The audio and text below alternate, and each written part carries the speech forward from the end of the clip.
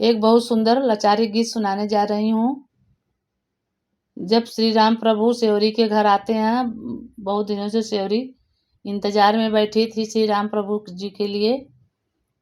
तो जब श्री राम प्रभु जी सेवरी के घर आए हैं, उसी पर ये गाना दर्शाया गया। बहुत सुनहरा पल है और इसी पर हम ये गाना दर्शाए हैं। अगर आप लोग को अच्छा लगे तो हमारे वीडियो को लाइक करें, शेयर करें और कमेंट में बताएं कि आप लोग को कैसा लगा हमारा ये गाना। भगति में अइले भगवान ए सेवरी के घरमा। भगति में अइले भगवान ए सेवरी के घरमा। हे सेवरी के घरमा, हो सेवरी के घरमा। भगति में आए श्री राम हे सेवरी के घरमा। भगति में आए श्री राम सेवरी के घरमा। चुसके चटैया सेवरी प्रेम से बिछावे रामा। कुसके चटैया सेवरी प्रेम से बिछावे रामा। अयसन लगई है भगवान हे सेवरी के घरमा। असन लगई है भगवान हे सेवरी के घरमा।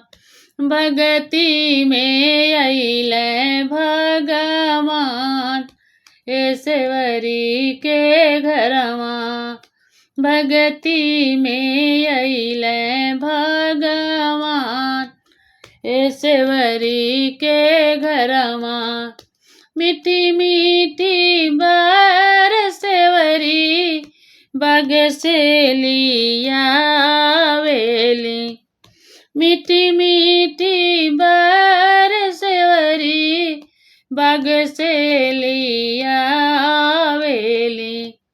भोगवा लगावे भगवान हे सेवरी के घरमा। भगति में जेवे भगवान हे सेवरी के घरमा। भगति में जेवे भगवान हे सेवरी के घरमा। भगति में अइले भगवान हे सेवरी के घरमा। उनके थाली में जेवना बनाए रामा। सोने की थाली में जेवना बनाए रामा। जेवना जेवेल भगवान हे सेवरी के घरमा। भगति में जेवे भगवान हे सेवरी के घरमा।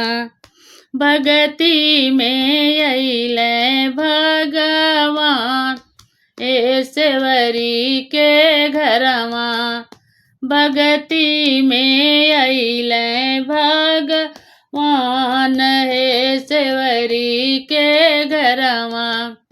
सोने के लोटा गंगा जल पानी रामा। सोने के लोटा गंगा जल पानी रामा। भगति में पिए भगवान हो सेवरी के घरमा। भगति में पिए भगवान हो सेवरी के घरमा। भगति में अइले भगवान ओ सेवरी के घरमा भगती में अइले भगवान।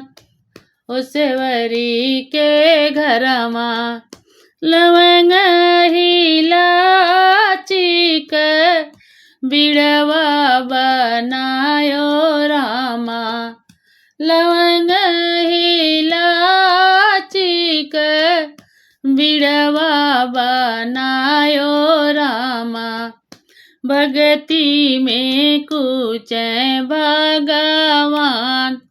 ओ सेवरी के घरमा भगती में कुछ भगवान।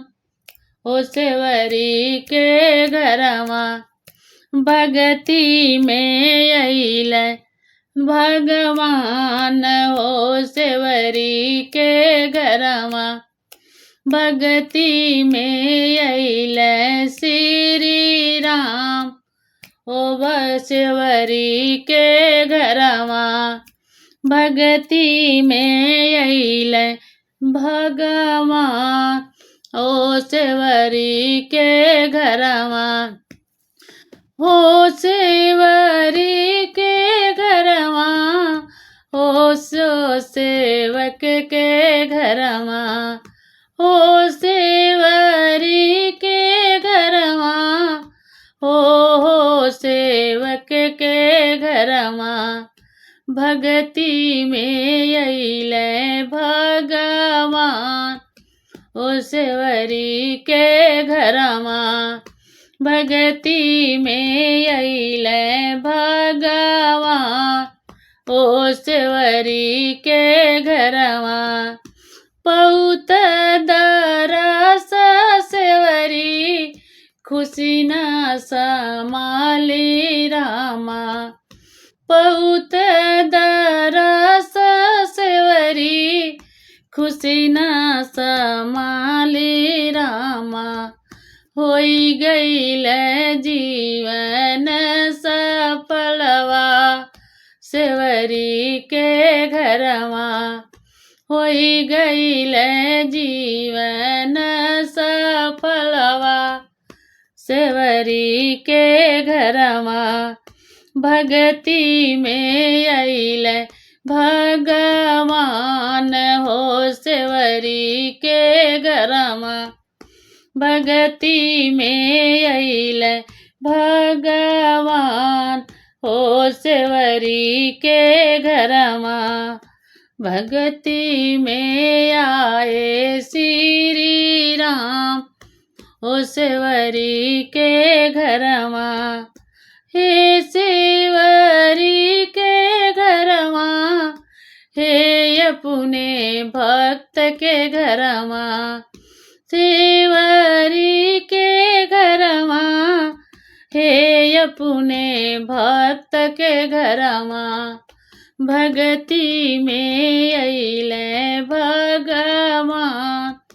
ए सेवरी के घरमा भगती में अइले भगवान। ए सेवरी के घरमा। जय श्री राम।